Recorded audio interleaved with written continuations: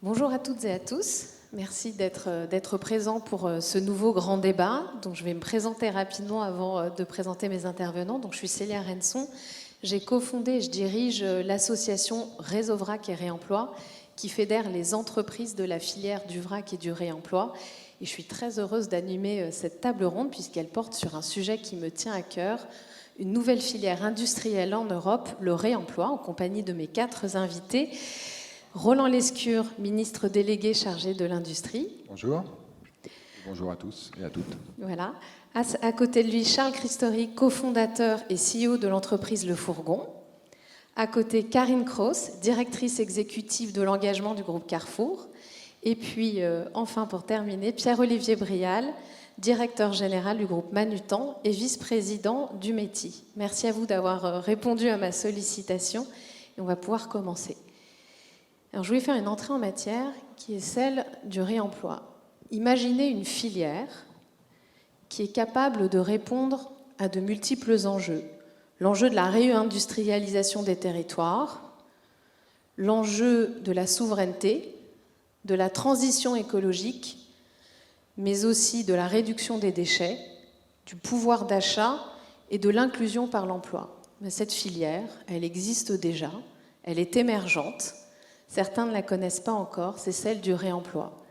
Le réemploi, c'est toute opération par laquelle des substances, des matières ou des produits qui ne sont pas des déchets vont être utilisés à nouveau pour un usage identique à celui pour lequel ils ont été conçus initialement. Et vous pouvez que vous imaginez les défis qui sont immenses pour développer le réemploi. Et ces défis-là, ils ne sont pas dans 20 ans, 10 ans, même en 2027, ils sont maintenant, en 2023, et notamment dans 2 semaines. Pourquoi 2023 ? C'est une année charnière parce qu'on a de multiples enjeux au niveau européen et national. En France, par exemple, à partir du mois de janvier, on a démarré la concertation consigne pour le réemploi, notamment. Et on a eu en juin l'annonce de l'ancienne secrétaire d'État à l'écologie qui a dit « il faut généraliser le réemploi des emballages en verre d'ici 2 ans ». En Europe, en ce moment, nous sommes en train de discuter de l'avenir de la réglementation des emballages et des déchets d'emballage, que l'on appelle la PPWR, et nous allons avoir un vote crucial dans 2 semaines au Parlement européen. Donc, tout ça pour planter le décor et vous faire comprendre qu'effectivement, les enjeux sont immenses et sont maintenant. Et nous allons attaquer par ce sujet européen avec mes invités. Karine, je vais commencer par toi. Filière du réemploi au niveau européen, à ton avis, est-ce qu'il faut une approche européenne sur le réemploi ? Alors bonjour à toutes et à tous. Oui, clairement, nous chez Carrefour, on pense qu'il faut une démarche européenne. Pour vous dire un peu comment on se situe sur le sujet de réemploi, chez Carrefour, le réemploi, c'est 2 choses. C'est les vracs, quand on vous vend des produits en vrac, et c'est la consigne, quand on vend des produits avec une consigne. Et on est vraiment convaincus des bénéfices du réemploi. On est quasiment des militants du réemploi. On pense qu'il faut que ça progresse. On est tellement convaincus qu'on l'a mis dans notre plan stratégique. On a un plan stratégique Carrefour 2026 qui couvre évidemment tous les aspects de la dimension de l'entreprise, de performance, de compétitivité. Et on a un objectif sur le réemploi. Actuellement, on fait 30 millions de chiffre d'affaires chez Carrefour sur le réemploi et on veut passer à 150 millions d'ici 5 ans. Donc on a évidemment un objectif assez fort. On y croit tellement qu'on l'a aussi mis dans la rémunération variable, le bonus des salariés chez Carrefour. On a tous les salariés, en tout cas 10 000 en France, qui ont une partie de leur bonus indexée sur la RSE, sur une quinzaine d'indicateurs, dont un indicateur sur le réemploi. Donc voilà, tout ça pour vous dire qu'on est extrêmement convaincus sur le sujet, mais on est aussi extrêmement convaincus qu'il faut une démarche européenne. C'est un marché émergent, c'est un marché qui est encore très neuf, il faut des débouchés, il faut de la massification, et donc, par définition, il faut un marché assez large et un marché européen. Donc nous, on soutient très clairement, côté opérateur industriel, l'émergence d'un marché européen. Merci Karine. Donc tu dis qu'il faut créer un marché, donc une filière européenne du réemploi. Est-ce qu'à ton avis, Charles, on a discuté un peu en préambule de la PPWR, est-ce que cette révision de la réglementation des emballages et des déchets d'emballage qui a lieu en ce moment en Europe est une opportunité justement pour développer le réemploi et développer cette filière-là ? Alors, je partage le point qu'effectivement, il y a un énorme besoin, en tout cas en Europe, d'être unis là-dessus. Parce que malheureusement, à 70 millions de Français, on ne va pas peser grand-chose dans le monde entier. Et on sait tous qu'il y a des basculements qui sont un certain pourcentage de population, de 20%. Donc, plus on sera à le faire en Europe, plus on aura de poids pour que le monde entier s'y passe. Donc ça, on est très convaincus là-dessus. Par contre, ce qu'on peut constater ces dernières semaines ou derniers mois, c'est que malheureusement, il y a quand même des lobbyistes assez dangereux aujourd'hui qui se passent au niveau de l'Europe, hein, au niveau de tout ce qui est déchets à usage unique. Hein, on va parler de plastique, on va parler évidemment d'emballage carton, ou voilà, plein d'autres types d'emballages qui sont malheureusement en train d'essayer de faire considérer le réemploi, enfin le recyclage, pardon, au même niveau que le réemploi. Et ça, c'est quand même très dangereux parce que, évidemment, le recyclage doit être que la dernière étape. Et donc, si ces lobbyistes qui essayent de manière très dangereuse de faire passer des objectifs de recyclage au même titre que le réemploi, bah là, pour le coup, on va revenir à 40 ans, ce qui a été décidé il y a une quarantaine d'années en arrière. Donc, il faut faire vraiment attention. Et nous, chez le Fourgon, bah, on a mis en place la consigne en France avec plus de 17 villes lancées aujourd'hui. On a remis 100% de réemploi aujourd'hui en place. Et il y a beaucoup de gens qui me disent « c'est canon ton entreprise de recyclage ».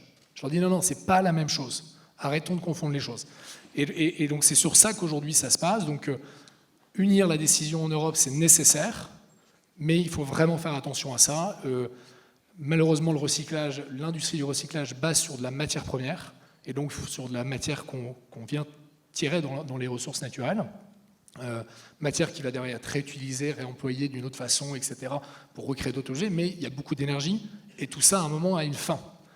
Donc le recyclage doit vraiment être la dernière étape. Il faut remettre de la réduction, du réemploi et du recyclage.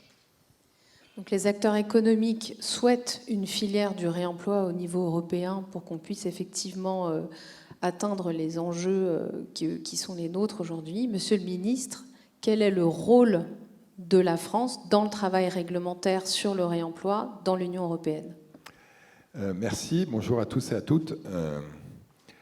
Bon, d'abord, la France, on peut quand même se féliciter qu'elle soit pilote, un moteur, puisque la loi AGEC, je l'ai votée, la loi anti-gaspillage, pour simplifier, elle a maintenant quelques années, et elle a permis de mettre en place un certain nombre de normes, d'objectifs, de contraintes, qui ont fait qu'aujourd'hui, on fait cette table ronde, qui ont fait qu'aujourd'hui, il y a des grandes entreprises comme Carrefour qui s'y intéressent, qui en font, ça a été dit, un élément de leur stratégie, un élément de leur rémunération, et au fond aussi, il faut le reconnaître, un élément marketing, parce que les consommateurs aujourd'hui s'y intéressent, et des startups comme la vôtre, qui ont pu aussi commencer à se développer et qui commencent, je pense, à vivre du réemploi.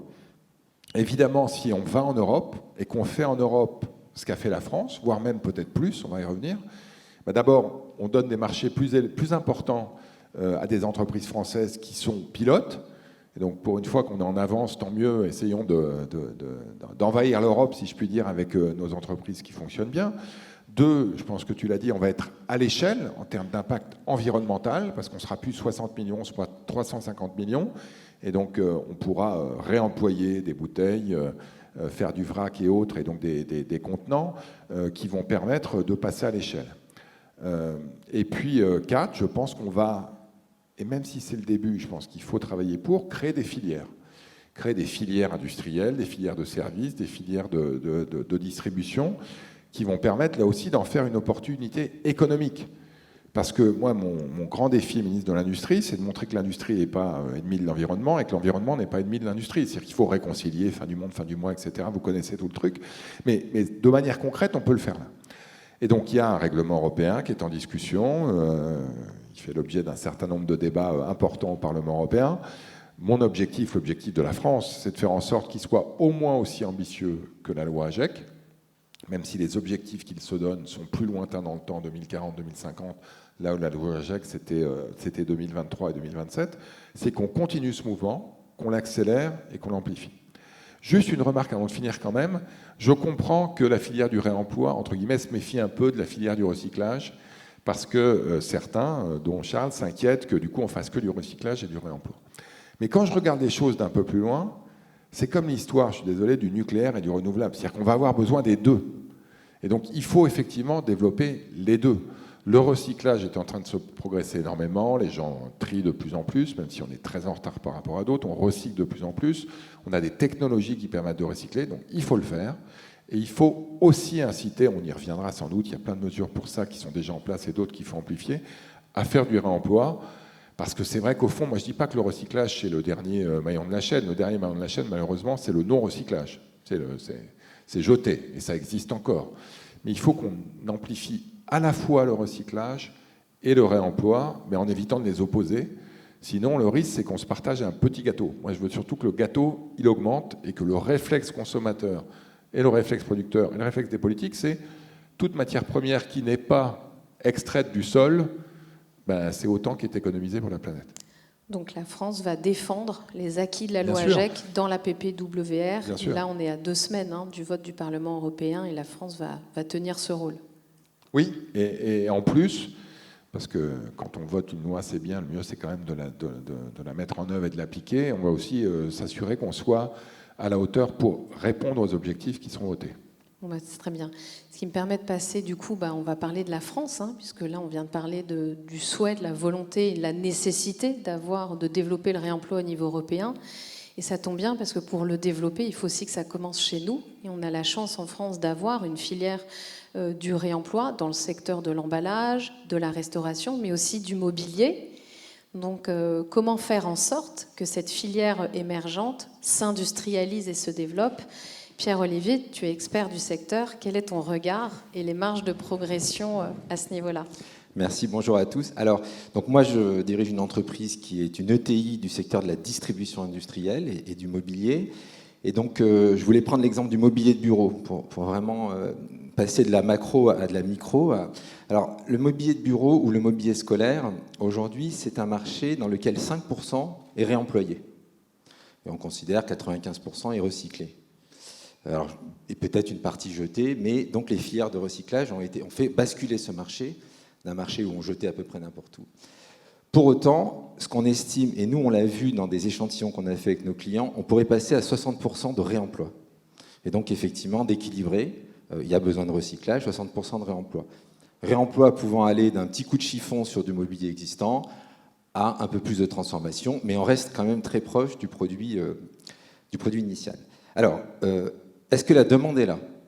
Alors la demande est là. Nous, on a énormément de clients dans les grands groupes qui commencent à vouloir mixer dans leur aménagement de bureaux une partie de réemploi, qu'ils appellent occasion, reconditionné. Donc il y a une vraie demande. Il y a une demande des collectivités avec la loi AGEC qui, dans notre secteur, fait en sorte que 20-25% du mobilier, notamment scolaire, parce que moi c'est ce que je connais, soit issu du réemploi. Donc on a une demande.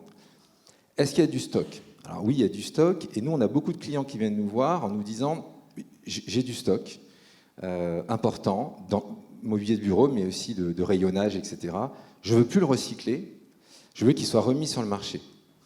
Et notamment parce que ça peut rentrer dans mon bilan carbone.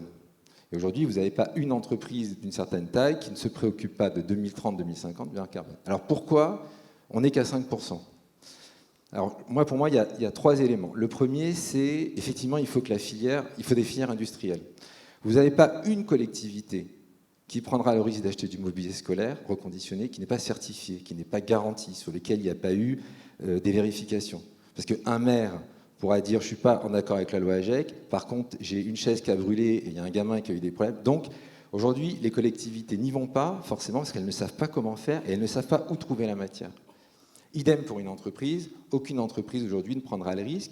Et surtout, on a des petits stocks épars, mais on n'a pas d'outils industriels qui reconditionnent, qui remettent sur le marché. Et nous, distributeurs, on va prendre notre part. Deuxième sujet, qui est important, c'est qu'il faut que les entreprises, et donc là, puissent le valoriser dans leur bilan carbone. En fait, dans les offres de Manutan aujourd'hui, notamment sur du matériel informatique, on vient le reprendre, on le remet sur le marché, et l'entreprise a une preuve des tonnes de CO2 qu'elle a pu économiser et elle le fait rentrer dans son bilan carbone. Et ça, c'est fondamental. C'est-à-dire que ce qui intéresse aujourd'hui les grands groupes, c'est pas qu'on leur reprenne du mobilier, c'est pas la valeur. Ce qui intéresse, c'est de dire, voilà moi ce que j'ai remis sur le marché.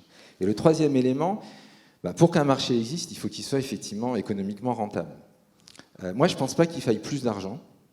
Je pense qu'il faut réallouer une partie des écotaxes, c'est-à-dire ce que le consommateur paye, le réallouer progressivement du recyclage au réemploi, donc Demandez aux filières de recyclage, aux REP et aux industriels et aux distributeurs, je veux progressivement que vous réorientez une partie vers le réemploi et que vous le prouviez. Donc aujourd'hui, sur le 1 million collecté, il n'y a que 5% réemploi dans le mobilier de bureau, vous devez monter. Et deuxièmement, il faut que pour moi, le plan France 2030 ou l'ADEME, par exemple, fasse attention à un sujet, c'est qu'il faut investir dans des nouvelles technologies de rupture, il faut verdir l'appareil existant et la loi de réindustrialisation verte y contribue vraiment, mais il faut aussi favoriser le réemploi. C'est-à-dire que dans le plan de relance, sur 100 € qui sont dépensés, ou quand l'ADEME subventionne, il faut que 10, 5 € soient réemploi. Et ce qui est fondamental, et là je prends la casquette ETI, c'est que ce réemploi-là se fera dans les régions, parce que les ETI, par exemple, 75% industriels, et surtout c'est une transition douce, le réemploi. Parce qu'une innovation de rupture, on le voit dans l'automobile, c'est violent. Il en faut, mais c'est violent. Verdir un outil industriel, c'est long. Très franchement, faire en sorte qu'un site industriel, progressivement, se développe en réemploi, faire en sorte que des distributeurs aient une partie du budget de France Relance ou de l'ADEME pour du réemploi, c'est doux. Et donc c'est une transition, et on peut monter de 5 à 10 à 20 relativement rapidement. On convertit des jobs au cœur des territoires. Donc il y a vraiment tout à gagner, et il faut réorienter les flux existants. Pas toute chose de nouveau, mais réorienter ce qui existe.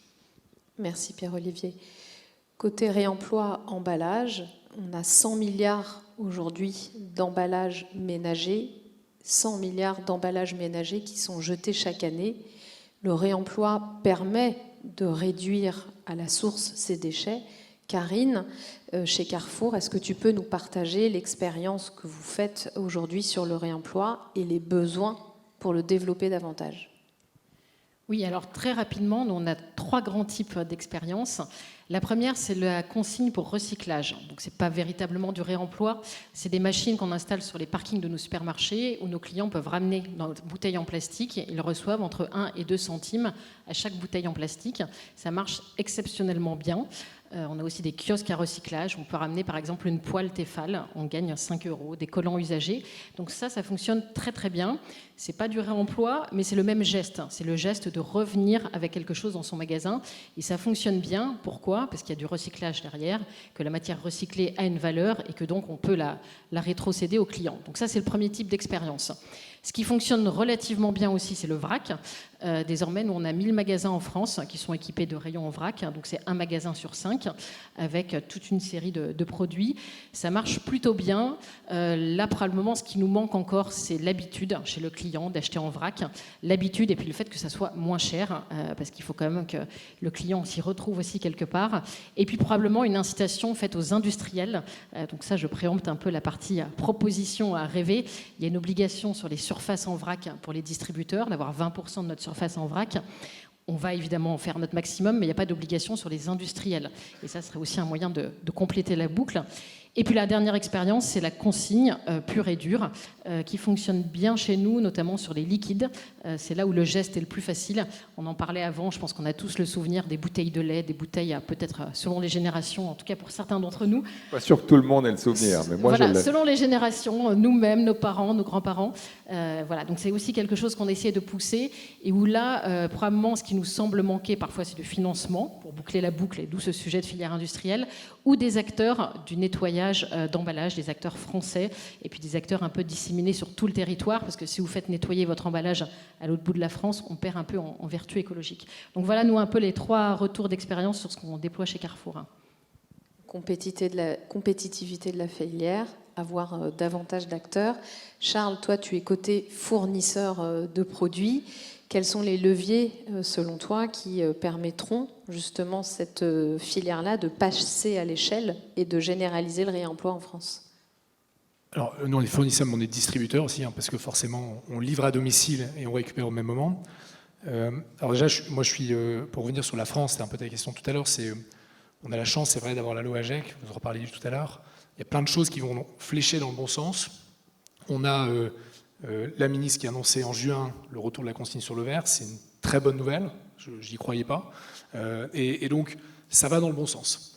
Par contre, c'est vrai que la filière, elle est naissante. Je viens d'indiquer qu'effectivement, les laveurs se mettent en place. La logistique du retour, la reverse logistique qui est essentielle, parce que si on met des contenants en verre réemployables ou d'autres formats et qui ne reviennent pas, c'est problématique, parce que, c'est un peu plus de matière, donc c'est finalement un peu moins bien pour la planète, et ça coûte un peu plus cher. Le contenant en verre est un peu plus épais qu'un contenant en verre à usage unique, en verre perdu, comme on dit. Et donc, la filière est naissante, mais il y a extrêmement de choses positives, parce qu'en 2 ans et demi, si on prend juste le regard du fourgon, on est passé quand même de 0 à 900 000 bouteilles retournées en un mois, enfin sur un seul mois qui est le mois de juin. Alors, il y en a encore 36 millions qui sont consommés chaque jour en France, donc il y a encore un peu de boulot, mais ça va dans le bon sens. Il y a aujourd'hui 6-7 acteurs du lavage qui sont lancés depuis 2-3 ans, donc dans toutes les régions françaises, les choses se mettent en place, mais il manque les volumes, clairement. Parce que quand on parle de 900 000, même si on mettait, on faisait 3-4 fois le chiffre, et qu'on mettait en pourcentage du nombre de bouteilles annuellement vendues en France, on a encore un moins de 5%. Donc il y a encore énormément de boulot. Je parle juste de la bouteille, après on parlait des bocaux et du truc. Donc il y a énormément de choses à développer, et c'est vrai que le consommateur est prêt. On a aujourd'hui plus de 37 000 clients. Il a un intérêt économique, parce qu'aujourd'hui, les producteurs qui se remettent à la consigne arrivent à baisser le prix des produits, parce qu'ils récupèrent un contenant.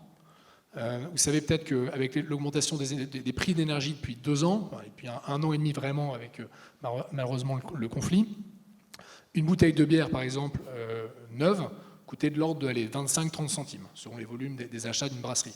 Aujourd'hui, elle coûte plus de 40-42 centimes. Donc plus l'énergie va coûter cher, et malheureusement ça ne va pas s'arrêter, je pense, on est d'accord, plus forcément le nettoyage va avoir du sens. Et plus finalement cette part d'argent va être intéressante, parce qu'elle sera rétribuée aux consommateurs. On a déjà le prix. Une bouteille aujourd'hui en verre lavé coûte 15 à 20% moins cher pour le producteur que d'en acheter une neuve, sans compter la pénurie des matières premières pour fabriquer du verre, la facture énergétique. Donc effectivement, on a un vrai sens économique à développer le réemploi. Oui, il y a un sens économique. Qui sera répercuté sur le consommateur, donc le pouvoir d'achat. On parle de 15-20 centimes aujourd'hui. Et nos estimations à 2-3 ans, ce sera plutôt 30 centimes. Donc il y a un vrai gain économique, anti-inflation. Je prends souvent une brasserie Météor qui est dans l'Alsace, qui n'a pas beaucoup arrêté la consigne parce qu'ils l'ont gardée, brasserie indépendante. Ils vendent moins cher les bouteilles en verre consigné en supermarché que la bouteille à verre perdu. Deuxième élément, c'est bon pour l'emploi. Parce que concrètement, il y a une filière qui se remet en place, de logistique, de nettoyage. Voilà. Et nous, à notre petite échelle, d'une boîte qui a 2 ans et demi, on est 250 personnes. Donc il y a vraiment toute cette logistique qui se remet en place. Et puis, ça sera bon pour la planète, pour finir là-dessus, parce que c'est quand même une des raisons pour lesquelles nous, on a monté cette boîte, de réduire l'empreinte carbone, de faire en sorte que, à un moment, on réduise tout ça. Il y a une économie de l'ordre de 79% de CO2 par bouteille. Et on va annoncer récemment les résultats de notre ACV que je peux vous communiquer aujourd'hui. Des 3 usages, une bouteille en verre réemployée, mais mieux que le plastique en France. Il faut vraiment le favoriser. Bon pour la planète, bon pour l'emploi, bon pour les économies. Merci Charles. Donc on vient de voir les acteurs économiques nous viennent de nous démontrer les nombreux bénéfices de cette filière-là. Les marges de progression aussi qui nous manquent. On a sur le réemploi des emballages un objectif cette année de 5%. On est encore loin. Monsieur le ministre, quelles sont les actions à mener pour construire et développer cette filière industrielle, circulaire du réemploi et atteindre les objectifs qui nous sont fixés? Merci. D'abord, il faut qu'on applique la loi. Donc la loi, elle a été votée, elle n'est pas encore complètement appliquée. Pourquoi? Parce que derrière la loi AGEC, la loi anti-gaspillage, il y avait des dizaines de textes réglementaires à passer. Les administrations travaillent d'arrache-pied, mais vous l'avez dit par exemple sur la consigne, ça traînait un peu. On a annoncé que dans les 2 ans qui viennent, on va élaborer, finaliser, mettre en œuvre une stratégie sur la consigne. Donc ça, check, on a mis un peu de temps à s'y mettre. Et il faut le reconnaître parce qu'il y avait des réactions, des craintes d'un certain nombre d'acteurs de l'écosystème qu'on a réussi, je pense, à rassurer et qu'on va continuer à rassurer en faisant les consultations. Le deuxième, c'est sur les emballages, un fameux décret qui était attendu et qui a été publié le 8 avril dernier, qui prévoit de mettre en place des éco-modulations pour inciter au réemploi. Donc c'est comment on incite les consommateurs qui sont prêts, mais à payer un peu plus cher des produits qui ne sont pas réemployés et à payer un peu moins cher des produits qui ne le sont pas. Donc effectivement, ce n'est pas nécessairement des besoins budgétaires importants, puisque c'est des bonus-malus, mais il faut le faire. Et donc là, on a un arrêté qui a été transmis au Comité national d'évaluation des normes qui va être mis en consultation publique dès la semaine prochaine. Donc vraiment, appliquer la loi de manière très concrète. Moi, j'ai découvert ça d'abord en étant parlementaire. On a l'impression qu'on vote la loi et tout va bien. Puis maintenant que je suis ministre, une fois que la loi est votée, le travail commence. Il faut vraiment qu'on s'assure, y compris sous la pression d'un certain nombre d'acteurs, qu'on mette en œuvre la loi. Le deuxième point important, c'est les mécanismes incitatifs pour modifier en profondeur les comportements. Ce qu'on appelle les éco-organismes. Ça, c'est fantastique parce que ça met tout le monde autour de la table et on organise dans les secteurs, l'électronique, par exemple, l'alimentation et autres, on organise le recyclage, on organise le réemploi et on incite tout le monde à se mettre autour de la table pour mettre en place ces mécanismes. Le problème, c'est comme tout le monde est autour de la table, on essaye de trouver des compromis qui sont parfois un peu décevants. Donc un exemple très concret, un iPhone aujourd'hui, ça vaut 1 000 €, j'arrondis. L'éco-contribution du fait que l'iPhone est très peu réemployable, c'est 4 centimes. Et puis vous prenez un téléphone qui est plus réemployable, donc un Fairphone, là c'est 500-600 €, et vous avez quelques centimes de bonus si vous achetez un Fairphone plutôt qu'un iPhone. Donc c'est sans commune mesure avec l'échelle qu'il faut pour vraiment donner un signal prix. Et là, avec Christophe Béchu, ministre de la Transition écologique, Jean-Noël Barrot, ministre des Télécoms, et moi, ministre de l'Industrie, on a écrit à l'éco-organisme en disant non, il faut complètement changer d'échelle.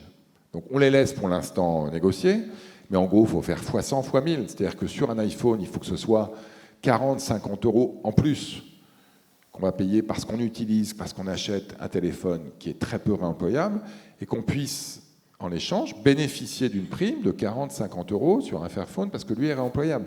Donc il faut vraiment changer d'échelle. Donc la loi anti-gaspillage, elle a permis le choc culturel qui fait qu'aujourd'hui on est là et qu'on s'en occupe tous. On a mis en place des outils qui sont utiles, mais qui aujourd'hui ne sont pas à la main, ils ne sont pas à l'échelle. Et nous, je peux vous dire qu'on a écrit à l'éco-organisme en disant on vous donne jusqu'au 15 septembre pour nous faire d'autres propositions que quelques centimes. Et si ce n'est pas le cas, on l'imposera nous. Donc on souhaite que les acteurs se mettent d'accord, parce qu'évidemment, il faut que Apple et tous les autres soient autour de la table pour éviter que ce soit nous contre eux, mais avec une ambition, une vraie ambition, de faire payer ce qui n'est pas réemployable et de donner un bonus à ce qu'il l'est. Donc là aussi, on continue. Merci, Monsieur le Ministre. Vous avez tous les trois formulé des propositions que l'on pourrait imaginer qui nous permettraient de déployer concrètement en France une véritable filière industrielle du réemploi. Ça sera notre dernière partie. Charles, est-ce que tu peux nous donner ta proposition qui permettrait du coup de changer d'échelle et d'ancrer véritablement cette filière-là en France? Indirectement, Monsieur le ministre vient de donner 2-3 éléments, parce que je pense qu'il n'y a pas besoin d'argent supplémentaire. C'est-à-dire qu'on n'a pas besoin de dire à l'État, remettez 1 milliard, 2 milliards sur la table. La question, c'est comment on le flèche différemment. Exactement sur le principe de est-ce que c'est recyclable, est-ce que c'est réemployable. Et donc, pour nous, en tout cas dans notre vision des choses, on pense que l'argent est là. La question, c'est est-ce qu'on va continuer à mettre 99,9% d'argent dans des trucs recyclables plus ou moins bien faits avec des éco-organismes qui tentent de jouer un peu le jeu, voilà, plus ou moins bien, à un moment, un financement où on va dire maintenant, l'année prochaine, c'est peut-être 80% sur des sujets recyclables, on va commencer à 20% sur le réemploi. Je suis lillois, le Fourgon est né à Lille, j'ai été un peu stupéfait de voir qu'une des usines de recyclage à Lille, et je ne les oppose pas, c'est pas mon point, c'est qu'il en faut, mais il faut aussi voir différemment, on remettait 50 millions sur la table pour une usine qui crame de l'ordre de 60% des déchets tous les jours. Et donc on a créé des réseaux de chaleur à Lille pour chauffer des habitations, etc. Enfin, donc avec du plastique, on chauffe des habitations. Donc je me dis, on remet encore une somme d'argent considérable pour moderniser, certainement c'est nécessaire, mais pourquoi on ne mettrait pas 25 millions et 25 millions sur des sujets de réemploi? Donc moi, mon fléchage, il est de dire, commençons à changer la donne en pourcentage. L'argent, il est là, et les gens sont prêts à le faire. Et en plus, quand on remet une consigne monétaire auprès des consommateurs, ce qui est le cas chez Fourgon, quand vous achetez une bouteille ou un bocal, c'est payé entre 10 et 20 centimes en plus que vous récupérez, les gens jouent le jeu. On a 97% de taux de retour. Je pense que chez Carrefour, forcément, il y a encore une contrainte de se déplacer, donc nous on vient le chercher, mais on arrive à avoir des taux très élevés de récupération. Et je ne dis pas qu'il ne faut pas arrêter, je dis qu'il faut continuer dans ce sens-là, mais on arrive à changer les choses à domicile. Et dans ça, je terminerai juste là-dessus pour passer la main, mais en faisant ça, on change la donne au niveau des familles. Les enfants, mes enfants, les enfants de nos clients, considèrent aujourd'hui que leurs contenants, ils ne leur mettent plus dans des poubelles. Leur poubelle a été divisée par 2 ou par 3. Donc c'est moins d'argent aussi pour la collectivité à dépenser. Donc désolé Veolia, il y aura moins de poubelles à récupérer. Mais voilà, donc concrètement, on change ça au niveau des familles, et les enfants qui seront ados, qui seront en âge de voter demain, auront été en conscience par rapport à ces enjeux-là. Ils le vivent dans leur famille. Et je pense que le sujet des emballages, il est beaucoup plus clé, par exemple, que celui, malheureusement, de l'avion, qui est très, très problématique, parce que grâce aux emballages et grâce à ce réemploi et cette réduction des déchets, on touche la famille et donc la conscience personnelle, et ça aidera au changement de demain. Merci Charles. Donc, fléchage de l'argent davantage vers le réemploi, si on suit d'ailleurs l'ordre de priorité de traitement des déchets dans le Code de l'environnement, et de rééquilibrer l'argent alloué au réemploi au même niveau que le recyclage pour faire émerger cette filière-là qui a de nombreux bénéfices. Pierre-Olivier, quelle est ta proposition ? Alors bon, déjà, en plus de celle de Charles, à laquelle je souscris totalement, parce que moi je le vois dans nos filières, qu'aujourd'hui il faut à tout prix réallouer une partie du recyclage vers le réemploi. Moi, dans mon secteur, donc dans la vente interentreprise, dans le B2B, donc c'est des milliards de tonnes. C'est-à-dire souvent on parle de la consommation grand public, mais il faut voir qu'en interentreprise, c'est des millions de produits qui sont recyclés et qui pourraient être réemployés, y compris au sein d'une même entreprise. C'est-à-dire que sur des sites différents, aujourd'hui on commence à avoir des entreprises qui disent « moi à tel site j'ai tel produit, telle machine qui pourrait être utilisée ». Donc il y a un potentiel qui est gigantesque. Comme souvent avec le B2B, c'est moins visible que le consommateur, mais c'est énorme. Et moi, ça me rappelle beaucoup, j'ai commencé chez Manutan il y a 20 ans pour m'occuper des activités Internet, et ça, le sujet du circulaire et du réemploi me rappelle ce qui s'est passé il y a 20 ans dans les entreprises. Tout le monde en parle. Que ce soit partout en Europe, aujourd'hui, nous, un directeur des achats, dès qu'on parle du sujet du circulaire, du réemploi, j'ai une trajectoire carbone, comment on peut faire ? Donc tout le monde a envie d'y aller, mais pour que ça se fasse, il faut, comme moi ce que j'ai vu sur l'Internet, c'est qu'il faut que le capital y aille, et donc nous, industriels, distributeurs, on y aille. Il faut que le législatif arrive, c'est-à-dire que l'Internet s'est aussi développé quand il y a un certain nombre de dérégulations qui ont été faites, etc. Et puis après, il faut que les entreprises concrètement s'y mettent. Donc il faut qu'on identifie le réemploi en France. Et tant qu'on associera, mine de rien, le recyclage, c'est très confus aujourd'hui entre le réemploi et le recyclage. Donc ma proposition pour arriver, ça serait de créer, comme ça a été fait pour l'inclusion, de créer un haut commissaire au réemploi, dépendant du ministère de l'Industrie, qui aurait comme objectif, déjà qu'on identifie, en disant le réemploi, qui soit copiloté par des entreprises et pas par les filières. Les filières, c'est très bien, mais moi, ce que j'ai vécu au METI, quand on crée, par exemple, le plan de nation ETI, c'est qu'on n'est pas par filière, on n'est pas concurrent. C'est-à-dire que pour moi, ce haut commissaire doit travailler avec des entreprises qui veulent pousser le réemploi et qui ne vont pas forcément être concurrentes. Et après, elles vont travailler dans leur filière. Le problème de la filière, c'est que tout le monde se regarde en chien de faïence en disant « mais attends, le fabricant, c'est le distributeur, etc. » Nous, si on est ensemble et qu'on copilote en fait ce plan réemploi en France, piloté par ce haut commissaire, on sera beaucoup plus libre. Et après, on se débrouille dans nos filières. Et l'intérêt aussi, pour moi, c'est de travailler concrètement. Quelles sont les subventions de l'ADEME ? Quel est le plan de relance France 2030 ? Qu'est-ce qui existe ? Et dans ce qui existe, comment on va flécher le réemploi ? Donc moi, mon rêve, et c'est ce qu'on a fait beaucoup avec le gouvernement au niveau des ETI, c'est un truc hyper concret, pragmatique, avec un haut commissaire qui représente l'administration, des chefs d'entreprise, le monde associatif. On se fiche une feuille de route, et dans les 2 ans, on a imposé d'abord dans les mots, dans le vocabulaire, et on est allé flécher partout c'est possible le réemploi, et on va faire de vrais progrès dans le sujet, et on l'aura identifié, et on n'opposera plus réemploi-recyclage, mais on saura que c'est 2 choses différentes. Merci. Ça tombe bien, parce qu'au sein de l'association Réseau Vrac et Réemploi, on a justement tous les métiers de la chaîne de valeur, et on travaille intermétier pour justement ne pas opposer les distributeurs aux producteurs, mais on a bien les 3 maillons de la chaîne de valeur, metteurs en marché, apporteurs de solutions et distributeurs. Donc on a tous ces chefs d'entreprise déjà réunis et prêts à travailler pour créer un schéma opérationnel qui va nous permettre de mettre en œuvre et d'atteindre les 25% de mobilier réemployé dont tu parlais, les 5% d'emballage réemployable. On a des objectifs, comment les atteindre? Mettons-nous autour de la table pour créer ce nouveau système qui n'existe pas et qu'on ne peut pas non plus importer d'un autre pays. Merci Pierre-Olivier. Et toi, Karine, ta proposition pour industrialiser la filière du réemploi en France? Oui, donc vous la voyez à l'écran, elle est très proche de celle de Pierre-Olivier. On ne s'est pas concerté, on nous l'a demandé en amont, donc voilà, on a une proposition assez proche. C'est de la gouvernance, parce que je pense qu'il y a plein de propositions sur le réemploi, très disparates. Ce qui me semble utile, c'est une gouvernance pour savoir comment ces propositions remontent. J'ai eu la chance de travailler dans le beau ministère qui est le vôtre, celui de l'Industrie, monsieur le ministre, il y a 15 ans, et c'était l'époque de la création des comités stratégiques de filière.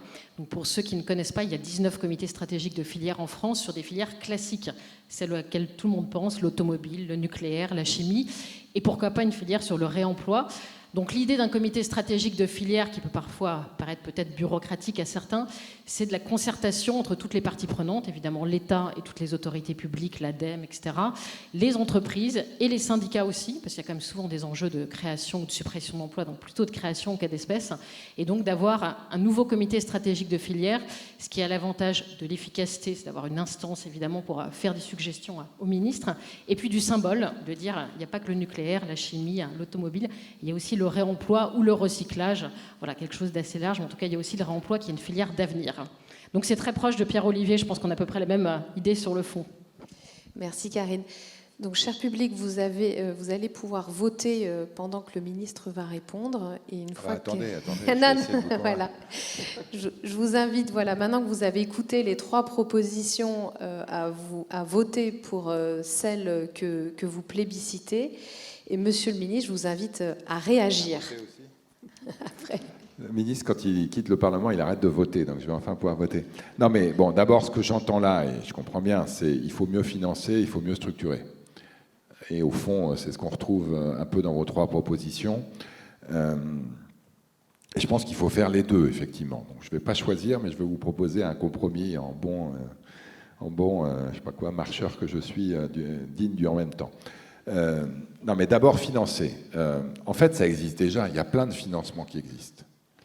Et je connais des entreprises du réemploi qui ont accès à des financements publics. Je ne sais pas si ça a été ton cas, mais je connais une boîte qui s'appelle Aum qui fait, tu la connais sans doute, qui fait des lave-vaisselle extrêmement intelligents, extrêmement économes en eau, qui fait qu'aujourd'hui, quand vous allez à la maison de la radio à Radio France, vous n'avez plus des gobelets en plastique avec des machines. Vous avez des verres Bodum, là, qui sont lavables même pas en 15 secondes, qui permettent de réemployer, de supprimer complètement les capsules. Bon, ben, il y a des appels d'offres France 2030 qui ont permis à des entreprises comme ça d'avoir des financements. Il y a l'appel d'offres Première Usine, il y a l'appel d'offres IDEMO, eux ils ont eu accès à celui-là. Et tu parlais de 50 millions, on parle de plusieurs millions d'euros pour des entreprises, donc ça existe. Le problème qu'on a aujourd'hui, c'est que le financement en France de tous ces dispositifs, l'ADEME, la BPI, le SGPI, etc., ils sont très difficiles à lire en fait. Et notamment pour une start-up qui commence, une petite boîte industrielle, ils ont vraiment du mal à s'y retrouver. Moi, c'est mon combat, c'est comment on aide les petites et les moyennes entreprises à avoir accès à ces dispositifs. Je ne suis pas sûr que ça prenne un appel d'offres réemploi, mais en tout cas, il faut qu'on donne de la visibilité. Ça, c'est clair. On en plaisantait avec mon équipe en disant il y a des France partout, donc il y a France Relance, France 2030, France Service. Un jour, il faudra qu'on crée France. Il y a l'agence qui permet aux Français de se débrouiller et d'arriver à trouver leur chemin dans toutes les Frances qui existent. Mais en tout cas, ça existe déjà. Donc vraiment, enfin, si vous avez des projets intéressants ou si vous connaissez des entreprises qui ont des projets intéressants dans le réemploi, franchement, envoyez-les nous et nous, on les aidera à naviguer à travers tous ces dispositifs d'aide parce qu'ils existent déjà. Je n'ai pas fait le calcul de savoir combien on a financé d'entreprises ou d'initiatives de réemploi depuis que France 2030 existe, mais il y en a quand même beaucoup. Ensuite, il faut mieux structurer. Alors, je suis méfiant des hauts commissaires. Je me méfie. Évidemment, le haut-commissaire au plan est quelqu'un d'exceptionnel qui fait plein de trucs super. Mais ce que je veux dire, c'est que un problème, un commissaire, un comité, je m'en méfie un peu. Je pense que l'idée de mieux structurer la filière est une bonne idée. Avec une question quand même, c'est est-ce qu'on oppose le recyclage? D'ailleurs, tu l'as dit, c'est recyclage ou réemploi. Je ne pense pas qu'il faille opposer le recyclage au réemploi. Et donc, parce qu'au fond, ils ont tous les deux la même vocation. c'est de mieux utiliser des choses existantes, soit en tant que produit, soit en tant que sous-produit, de manière à économiser des ressources dans la planète, d'être plus efficace et de créer de l'emploi dans les filières qui n'existent pas. Aujourd'hui, il s'avère qu'il y a un comité stratégique de filière qui existe, qui est le comité stratégique des déchets. Et j'ai relu le plan de filière avant d'arriver, et j'ai fait contrôle F, réemploi, 0. Donc c'est vrai qu'aujourd'hui, le comité stratégique de filière, il est dirigé par la directrice générale de Veolia, Estelle Winkaloff, et on y parle beaucoup de tri, de collecte et de recyclage. Donc moi, je m'engage à leur demander, dans le cadre du plan de filière qui est en rediscussion, d'y intégrer un enjeu de réemploi. Et du coup, de voir aussi au niveau de la composition, pour qu'on s'assure qu'il y ait des représentants de cette filière qui puissent y être présents, de manière à ce qu'on intègre cette dimension importante qui est dans le... Comme on disait d'ailleurs dans la chaîne alimentaire, elle devrait être même prioritaire par rapport au recyclage. De manière à traitement des modes de déchets. Voilà, exactement. Qu'on puisse l'intégrer. Donc, on ne créera pas un 20e comité stratégique de filière, mais moi je m'engage à ce que le 19e l'intègre. Et puis deux, surtout à ce qu'il y ait plus de visibilité sur les financements, à ce qu'ils existent, et ils sont malheureusement souvent méconnus. Et il sera rebaptisé, du coup, il ne s'appellera plus déchets, mais réemploi, puis déchets. Oui, ben ça, on trouvera effectivement. On fera un sondage pour trouver le nom, en tout cas. Merci, monsieur le ministre. Est-ce qu'on peut, du coup, afficher le résultat des votes ? Soutenir les acteurs de l'industrie au même titre que ceux du recyclage. Voilà. Donc, effectivement, on n'oppose pas les deux. On demande juste de remettre dans l'ordre naturel des choses le réemploi et de rééquilibrer effectivement les efforts, l'énergie et le financement pour faire émerger cette filière. Sinon, on restera le parent pauvre, en fait, alors qu'on a tout un tas de bénéfices qui peuvent en découler, on l'a vu, souveraineté au niveau des emballages, mais aussi des produits, puisqu'on travaillerait en boucle fermée, emploi non délocalisable, réduction de la facture énergétique et donc du coût, et donc une meilleure maîtrise du pouvoir d'achat, etc. Et évidemment, tout ça sous couvert d'enjeux de transition écologique. Je peux dire un mot là-dessus quand même ? Allez, un dernier mot et après non, je mais passe parce à la que conclusion. Vous n'êtes pas le parent pauvre, vous êtes le nouveau-né. C'est-à-dire que vous êtes né avec la loi anti-gaspillage. Ça n'existait pas avant, quasiment pas. Il y avait quelques tentatives, ou peut-être certaines qui dataient. Donc c'est normal qu'on soit aujourd'hui sur des niveaux d'organisation de la filière un peu moins avancés. Donc soyez plutôt fiers de ce que vous avez fait. Nous, on va vous aider. Mais c'est normal qu'on soit moins avancé par rapport à la collecte des déchets qui date de très longtemps, au tri qui commence à se développer depuis un peu plus longtemps et au recyclage aussi. Ouais. Donc mais le réemploi existe depuis... il a disparu il y a 40 ans. Oui, non mais c'est vrai qu'on réinvente peut-être l'histoire. Mais on a aujourd'hui une opportunité pour réorganiser des activités qui, certaines, c'est vrai, existaient bien avant, et elles existaient, il faut les réinventer. Non mais c'est vrai, on passe d'une économie, je dirais, globalisée, je consomme, je jette, à une économie plus économe, mais donc il y a des pratiques à réinventer. Mais je voulais juste mettre un micro-chiffre dessus, parce qu'on a quand même, nous, l'impression d'être le mec qui ne peut pas rentrer en boîte de nuit parce qu'il n'est jamais allé dedans. Parce que quoi ? Il n'est jamais rentré. Vous savez, c'est réservé aux... Mais vraiment, on discute avec quelques éco-organismes, ils nous disent, avant tout, les 50 millions de CITEO là, qui ont été annoncés, c'est avant tout réservé aux gens qui ont déjà un usage dans la mise en marché de produits. Donc nous qui sommes un peu nouveaux sur le sujet, on n'a quasiment pas mis en marché de produits, donc ils nous disent, vous aurez le droit à quelques milliers d'euros.